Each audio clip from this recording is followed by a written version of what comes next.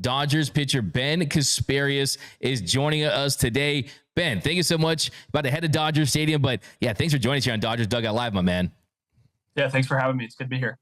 Ben, so let's get right into it because I wanted to have you on Monday off that excitement that we saw on Sunday. But, I mean, what a game on Sunday. You got the back-to-back home runs, first Shohei to tie it, then Mookie hits his first walk-off as a Dodger. But what I was telling everyone on the post-game show is the Dodgers' dog of the game was Ben Casparius. He's the guy who went 3 innings, allowed just 1 run on 3 hits, had the 5 punch-outs. Just how excited was it for you to be a part of that? And kind of where does that rank as far as your big league, your baseball experiences so far?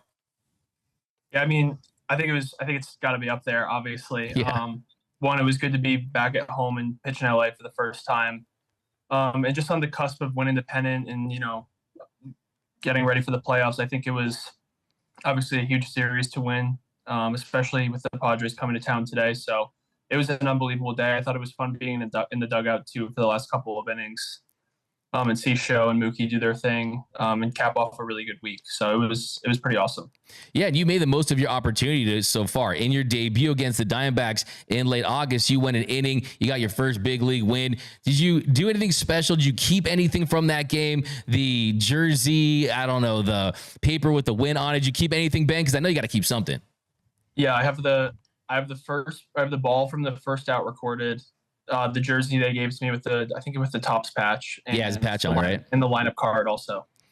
Unbelievable stuff. Unbelievable stuff. And Ben, I just want to get your take because look, I mean, you're someone who's made it through the ranks. You continue to improve in your minor league career. You see the velo go up, and we talk about your pitch mix in a second here, but not a soft landing. I mean, a lot of players, they'll go on and make their debut at teams that aren't really expected to make the World Series. You enter a situation with the team that not only is expected to win the World Series, but also they're in a division race. They're in a race to finish with the best record in baseball. Just how have you been able to deal with that going into this situation and handling it so well, Ben? Yeah, no doubt.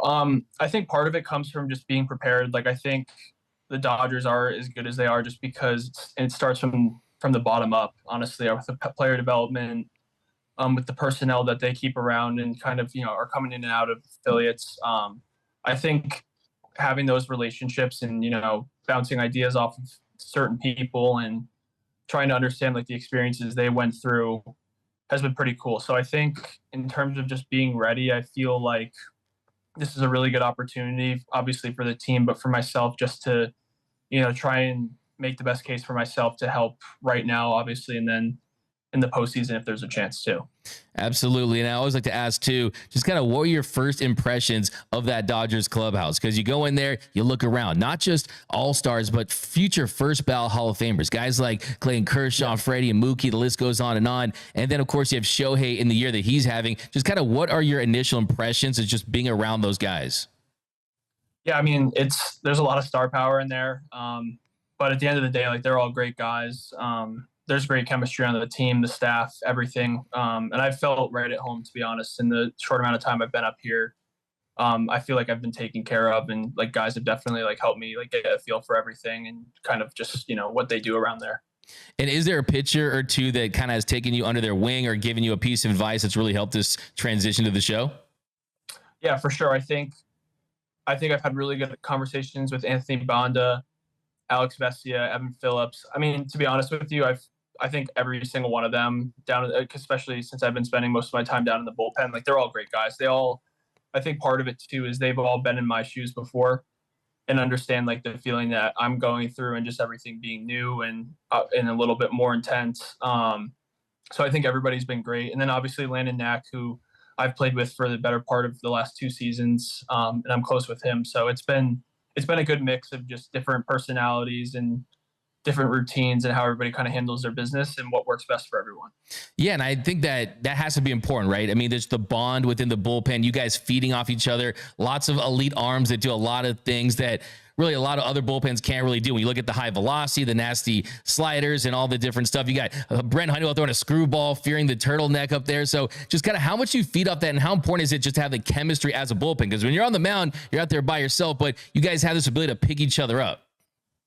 No doubt. And I think it's cool. I think everybody's ready to go every single day, whether it's a back-to-back or 3 days in a row. Everybody's really hungry in the bullpen, and I think everybody feels down there that they have a huge part in this team, and I think that goes a long way. Absolutely. Yeah. I mean, you can see it, the veterans and the young guys. There's a great mix out there. Now, as far as your welcome to the show moment, I always like to ask this question. I mean, it's such a big day. Did you have family there that came to see your initial debut with the Diamondbacks against the Diamondbacks? Yeah. So I had my friends and family out in St. Louis for the first time I had gotten called up. I ended up not throwing in those couple of games, and then Yeah. I got recalled. I think it was August 31st. I think that was the official day I made my debut. So my parents were there for that.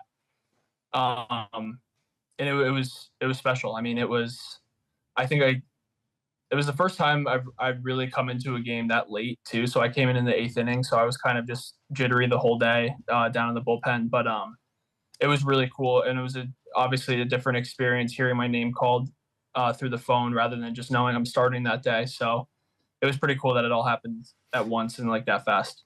Yeah, not only that, you go into the game, you enter in the eighth inning, and you go 1-2-3. 1-2-3 inning for you. You took care of business in a 6-6 game. So, yeah, you got to give yourself a lot of credit for executing that situation. But was there a specific moment where you're kind of just soaking it all in, or are you just kind of in the zone, locked in at that point? I think running onto the field, I kind of soaked it in a little bit. I was trying to just like keep my heart rate down, not like overanalyze anything. But I think running out onto the field, and same honestly with Sunday, like when I ran out from the bullpen onto the field, I was like, I can't believe how many people are here. This and that. Not that it bothers me, but just like it's just a different atmosphere, especially being with the Dodgers and how close the pennant was at the time too in Arizona. It was a really cool environment. I think I kind of took it all in once I kind of started heading out to the mound. Yeah, no, and you look at your pitch mix and how you continue to increase the velocity on that fastball. What has been the biggest key to that? I think the biggest thing is just like understanding my body mechanics wise. Obviously, like I've toyed around with different windups, different set positions with my hands, and I think that's a really underrated part of pitching that people don't fully understand. Is if one thing is a little bit off, it kind of messes with timing in another spot. So for me, I think it's all kind of a package of one. When everything's flowing, my command is better, my velo is better, the shapes of my breaking balls are better, and my command and like I'm commanding the zone better. So I think just finding a couple of cues in the last couple of years that have really just helped me stay consistent in my delivery. That's kind of propelled just the stuff in general, I think. Yeah, just talking to coaches and people that have been close to you, it seems like your fastball kind of opens up everything because it kind of plays up in a different way because of just how nasty your slider is with the spin rate on it. Just how important is that slider for you, and just kind of how that fastball has allowed that to be even better and play up more at this level? Yeah, I think obviously the slider is kind of the bread and butter, the centerpiece of my arsenal. So I know that the slider, the biggest key for me is kind of just the velo floor of that. So if I can keep it kind of 84 plus, I know it's going to play better than some days where it might be a little bit bigger and slower just with the lower extension. But I think it's also helped me understand that the fastball doesn't need to be anything crazy metrically. If guys know I'm throwing a slider, 35, 40% of the time, if I just locate my fastball kind of towards the top of the zone and, I don't really stay in the heart of the plate, I'm probably going to have success that day. Yeah, you've also developed a curveball too, right, for against lefties?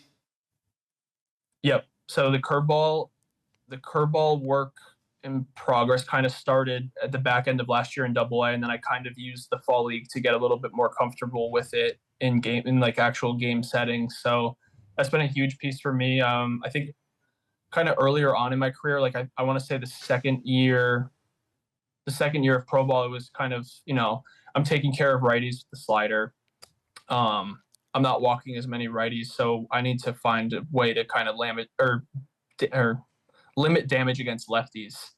And I think the curveball has been a huge front to back option for me. And I think too, like once I got with the Dodgers, we kind of were looking for a more north-south approach to pitching, like to help my fastball ride a little bit better, and just like match my throw and, create a little bit more velocity. So the feel for the changeup hasn't been necessarily where I wanted it to be. But I think the curveball took the place of that. And then I started kind of mixing in the cutter the last couple of weeks also and working on that. So I'm definitely a supernator for sure in terms of my arsenal. And I think the next step going forward is just like playing around with some different changeups this offseason, see kind of what works, whether it's a Vulcan split, whatever it might be. So that's kind of the next step in terms of the arsenal.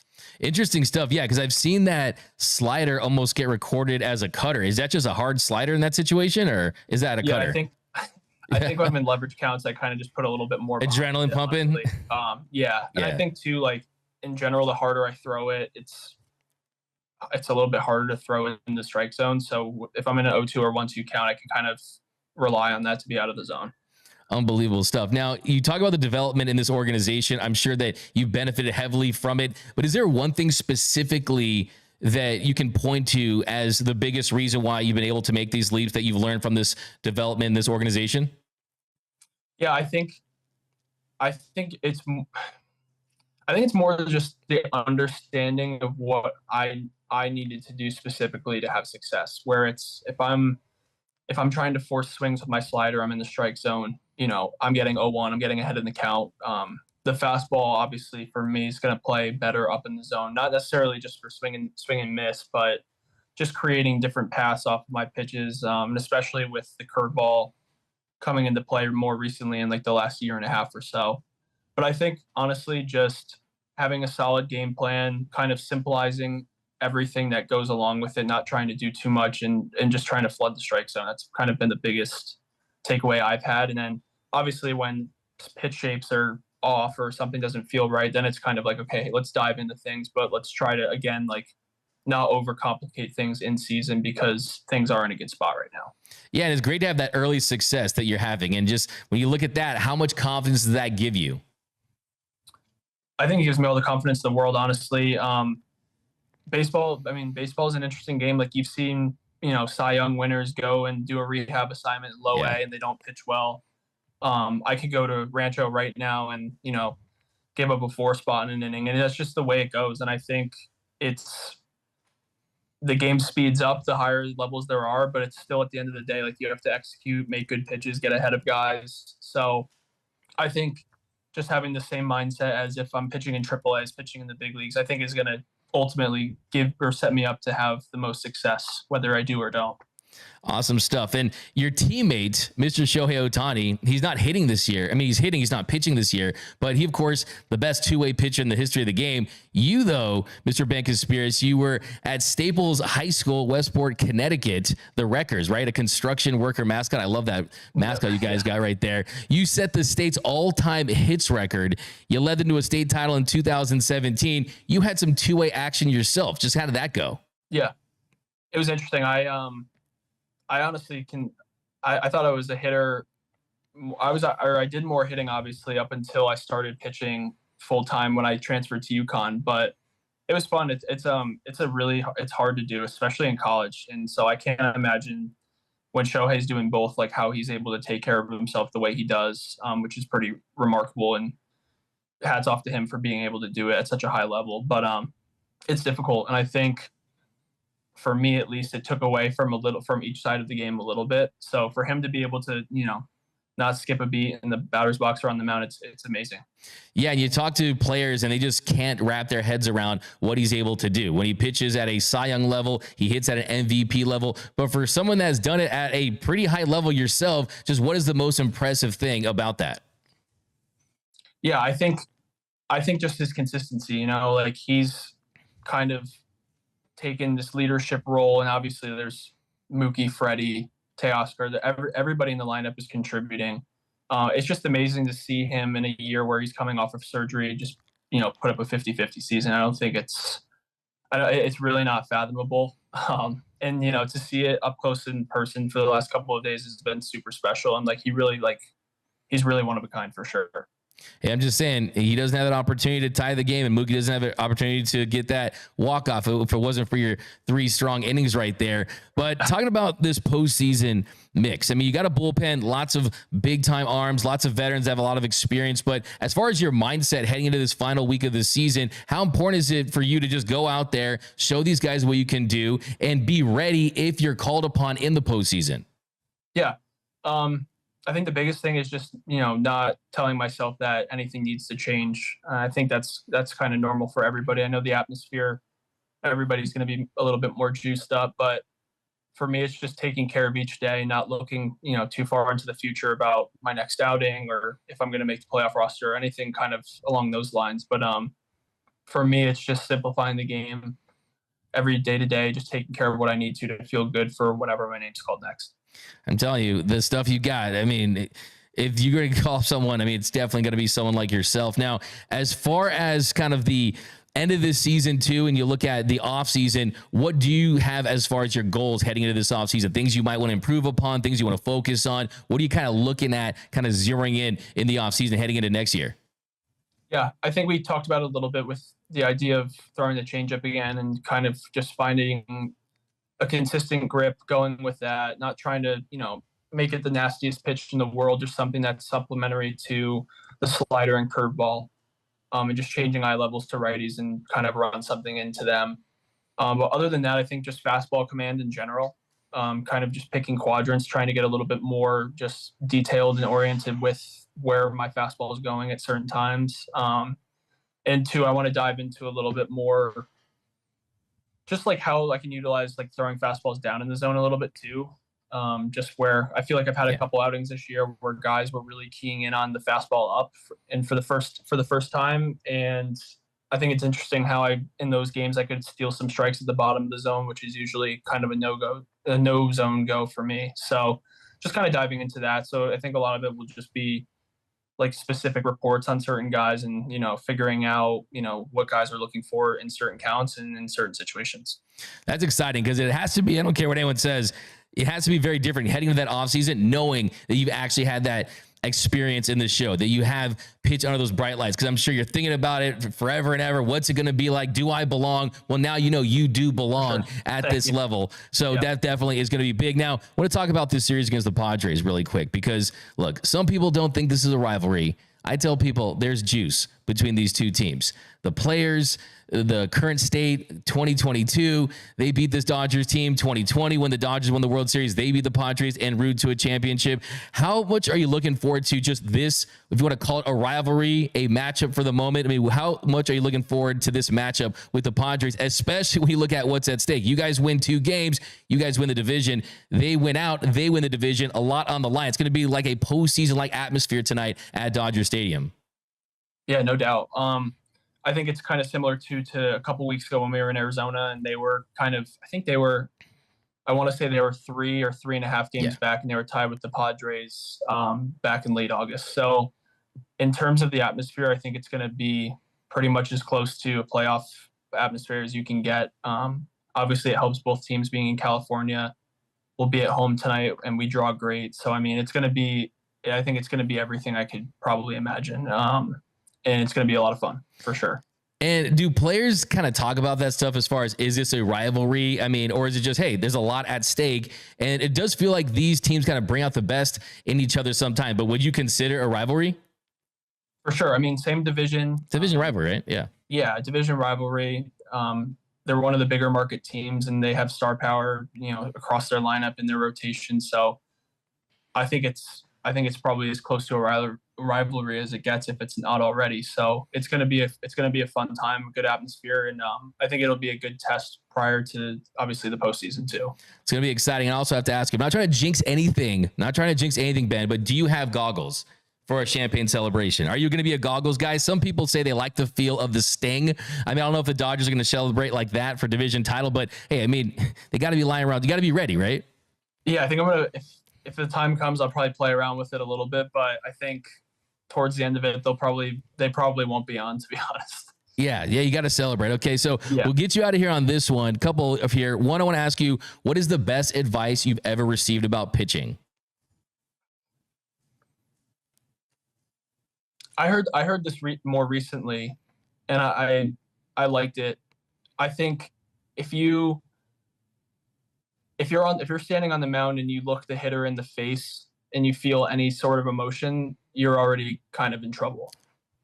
So, you know, when I saw Jock Peterson walk into the batter's box, I did everything in my power to just pretend it was any other lefty that was in the box, just because me overanalyzing the guy that's standing in there isn't going to give me the best chance, I think, to just be in attack mode and get strike one. So I think just kind of neutralizing everybody who's at the plate. Obviously, this might change if it's in the ninth inning and, we're intentionally walking a guy, obviously. But, I think just having no fear, I think guys in the big leagues, this is another piece of advice I got too pretty recently, is just I think big league hitters kind of smell and feel fear on pitchers and take advantage of that. And I think just, being even keeled, poised with control, and just kind of just go about your business and pretend it's anybody else in the box in any other situation, just in keeping that heart rate down is going to, do wonders. Yeah, and the way that your fastballs continue to play up, I mean, you have more of a margin for error, right? I mean, you can attack that zone with conviction. That's how you've had a lot of success. All right, last one here, Ben. Give me your Mount Rushmore, your top 4 favorite pitchers. Who's your Mount Rushmore, Ben?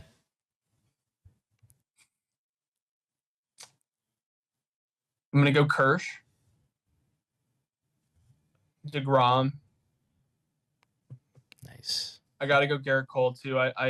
He's probably my favorite pitcher to watch just in general. And last one, probably go Nolan Ryan. Nolan Ryan, nice. I love that, man. All-time no-hits leader. You got to love that. Almost 6,000 strikeouts. I mean, that guy didn't make any sense. My biggest thing about Nolan Ryan is I wish we had accurate radar guns when he was at his peak. That's the biggest question. Biggest question. I mean, was it 110? Was it 102? We'll never know. But I mean, honestly, I bet you could still hit probably in the 80s at this point. I mean, the guy is unbelievable. But Ben, we thank you so much for joining us here on Dodgers Dugout. Congratulations on making it to the show, on your success. We hope to see you in this series. And you never know, postseason could have a big moment. You could be a big part of it. Either way, you're a big part of this team's future. So thank you so much for joining us here on Dodgers Dugout Live, my man. Yeah, thanks so much for having me. I appreciate it. Awesome, man. There he goes, Ben Casparius. I'm telling you, this guy, he's nasty. He's for real.